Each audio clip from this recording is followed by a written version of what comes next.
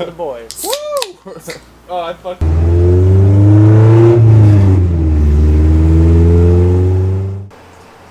What is going on, guys? Welcome back to another video. I hope you guys are having a good day so far. So in the last video, obviously like a nice cinematic style video. I hope you guys enjoyed that. I really wanted to get out and film that day, and it was the perfect day for it. So it was kind of like a 2-year recap, or not recap, but I guess a 2-year later type video to my original video that I did like that when I first moved back out here. I think it was 92 Integra B20 powered, so that's where that came from. So finally got my traction bar for the DA, so I'm gonna get the car off the ground quick. I'm already running out of daylight because I got screwed in traffic today. I just took for absolutely ever. It took me way longer to get home than normal, and I have no idea why. So yeah, so that's what I'm gonna do right now. I'm gonna get this up and get this at least taken off, and maybe depending on how long that takes, if it's already dark by then, I may finish this up in the morning. Alright, so before I get going any further, get started, whatever, I'm gonna just show you guys that I currently have a stock subframe using a custom radius rod that that we made to clear the crank pulley for the K-swap, and then it's got the stock one on this side. But as you can see, it kind of dug into the casing of the transmission a little bit, but that's not really an issue. So essentially 272mm bolts here behind the wheel, and you got 4 bolts, 2 on each side over there.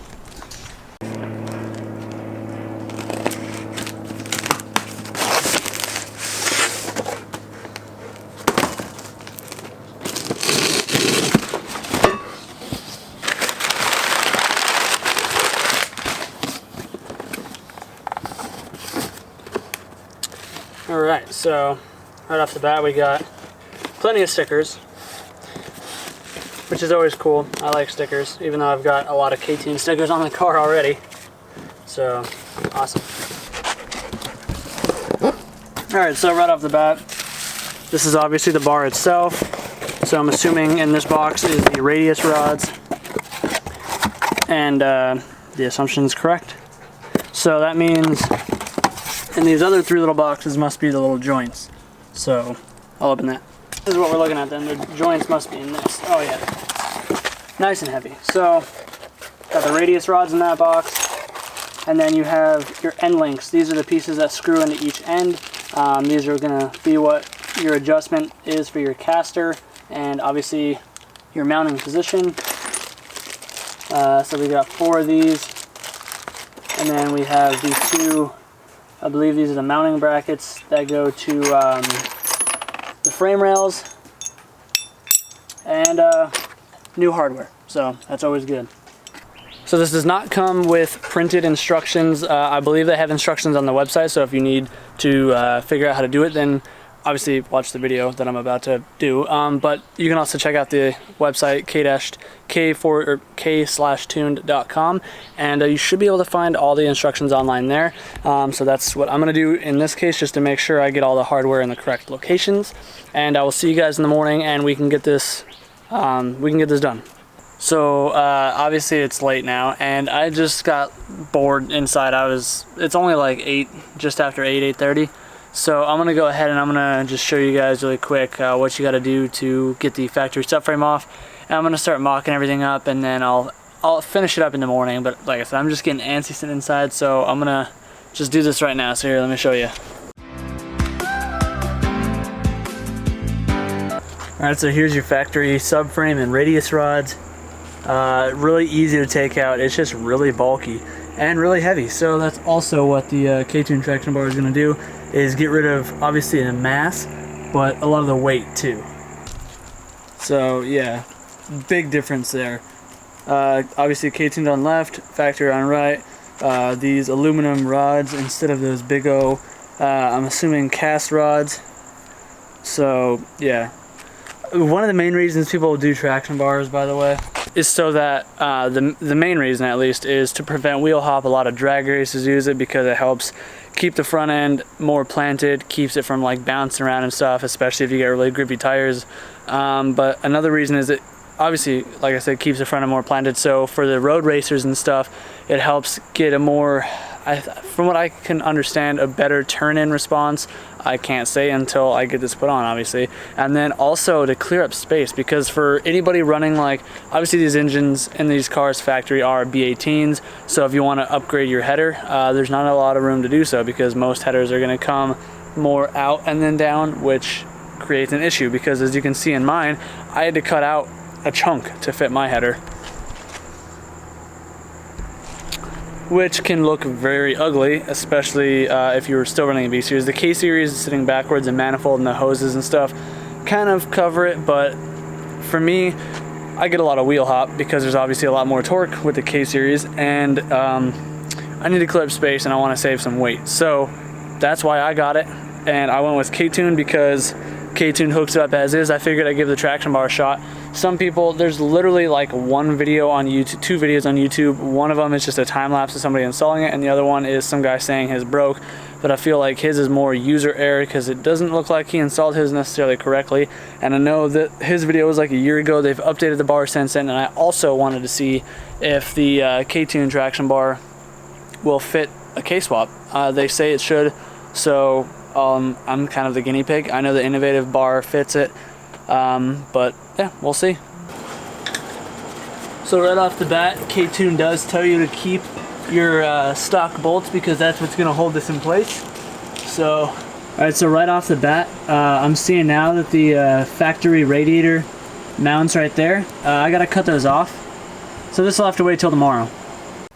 All right, new day, we got some light. I'm gonna go grab the cutoff wheel because now I can make all the noise I want. It's almost 9 in the morning, 8 in the morning, whatever. So people are at work, so yeah, gotta cut those radiator tabs off, and then I'll set you guys up and I will get everything mocked up, because there's the rod ends that go to the control arm.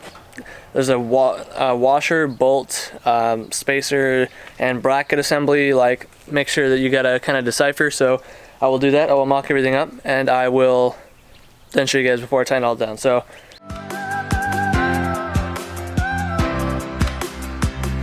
okay, tabs are gone. It's supposed to be right there. Now there's just a bunch of little chunks.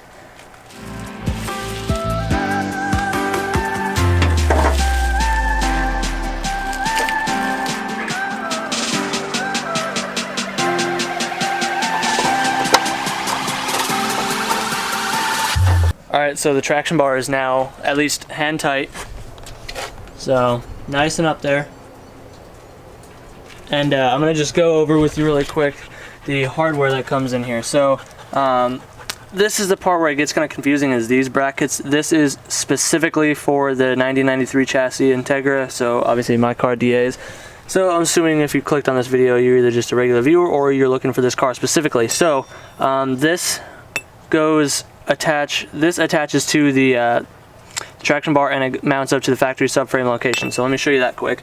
And this gets the 1-inch bolt with the big fat nut to attach to the traction bar.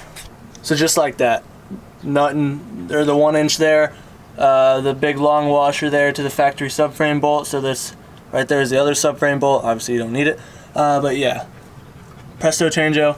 One thing that I did notice is, and I called them to verify, but this comes up, these inner mounting brackets where it actually bolts up, it's actually a little bent in, so that way you have a little bit of slop, but you just gotta tighten it down or take a mallet or something, kind of give it a little motivation to widen it out. But once you do that, it fits up perfect. Alright, so now onto the rest of the hardware. So you're gonna have all these lock washers, you're gonna have these flat washers, you're gonna have the 2 aluminum spacers, you're gonna have the radius rod ends. So 2 of these are right hand thread, 2 of these are left hand thread. So you're also going to have these 2 ones with the aluminum cones already on them. So sorry, these are the ones that are going to go on the traction bar themselves. These are the ones that go on the control arms, skidos, and obviously a couple extra bolts here and spacer. So like I said, I'll get this all put up because it's really kind of confusing for me right now.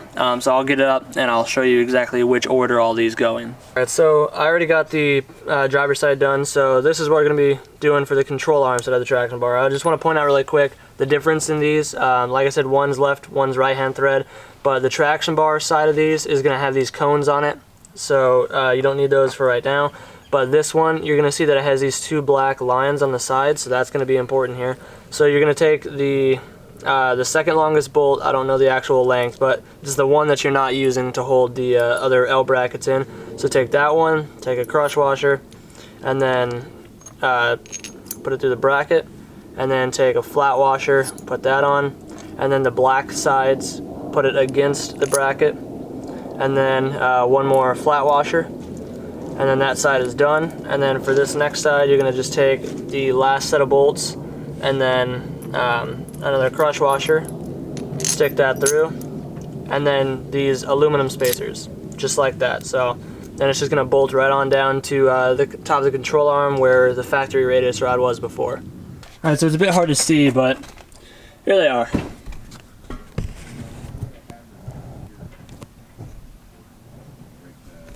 Hard spot to film, but you get the point. Next up is just, I'm going to put on the radius rods themselves, the tubes, so that way I can kind of thread that back, and then I will put these front links on and attach it with those 2 bolts. And then that is it. Then I just got to snug everything down, and then it's ready to go get aligned.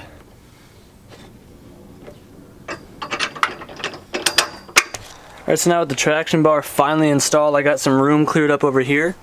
So now I can finally put on this Alternator Relocation kit from JBtuned as well.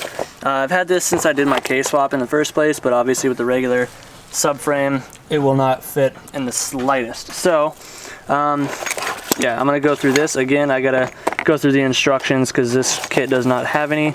That was just an accident. They forgot to send me them, but it's all good. So I will just check online quick, and I will get this up here. First thing first, we're going to get started with taking the belt off. I already undid the top section, so this bottom tensioner right here, this middle one, this is the actual belt tensioner. So you're going to put a 14 mil wrench on it and pull it to the right, so clockwise. That's going to push it back, and you can slide the belt right off, just like that. So here we go. So the setup that I'm using right now, this is a 50.5 inch belt, and this is an EP3 idler pulley, because I do not run AC or power steering in here. I don't need power steering because I just don't, and AC, I'd have to do a lot of custom work to get AC in here, so that's just not an option at this point. So this is why I decided to go with this. And now I'm doing the technical, it's technically called AC power steering delete kit from JBtuned, whatever, alternator relocation kit, because it also moves the alternator down lower to give more clearance for up here. So that's essentially what I'm going to be doing. So this is just 2 12mm bolts, or sorry, 3, there's a third one under here. And then yeah, this whole piece just pops right off, and then unbolt the alternator, which is also 3 12mm bolts, or 10s, I think, 10 or 12s, and the whole piece will just come off.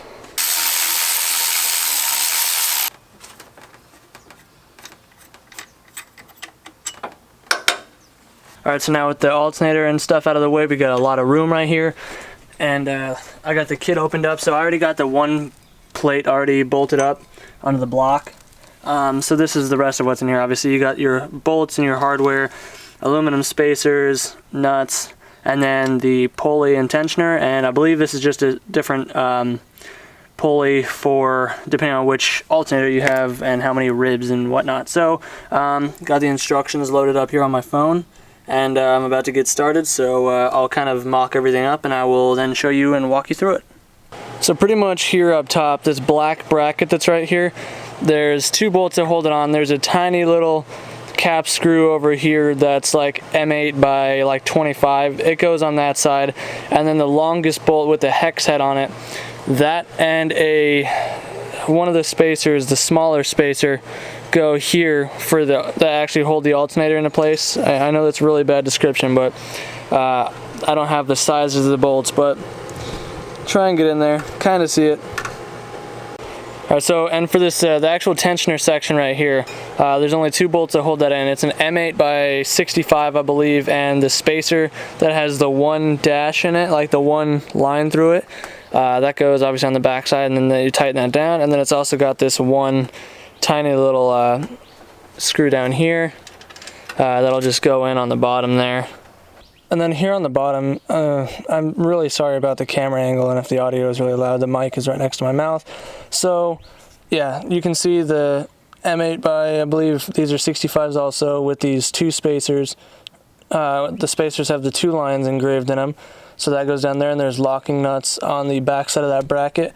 And this is the bracket that is held in place by these bigger cap screws with these 2 small spacers, as you can see. And I mean, that's pretty much it, just the 2 brackets, and it's just difficult doing this all by yourself, one-handed, trying to thread the bolts in with no room down here. And yeah, this is a really bad explanation, but at least if I show you guys, you might get the idea. So yeah, I'm really sorry about how bad of an explanation that was. It's a lot easier to put on than it looks. It's just confusing because of all the spacers and stuff, but it also just depends on what alternator you're running and stuff like that, so it's not even so much as I can tell you, is you kind of just got to play around with the spacers and the bolts and figure it out. But at least, yeah, that's essentially how it goes. The 2 brackets, and then the alternator sits in the middle, and then the tensioner sits up top here bolted to the block. So I'll just finish assembling it, and I'll show you guys once it's together. And again, I'm sorry for such a poor explanation on this. So I finally got it all tightened up. It took a minute because it's not very easy to get in these tight spaces, but it did clear up a lot of room. I also forgot that I had to remove the factory tensioner, so I'm gonna just physically clean that spot up, spray some degreaser, and use a toothbrush. But here, check it out.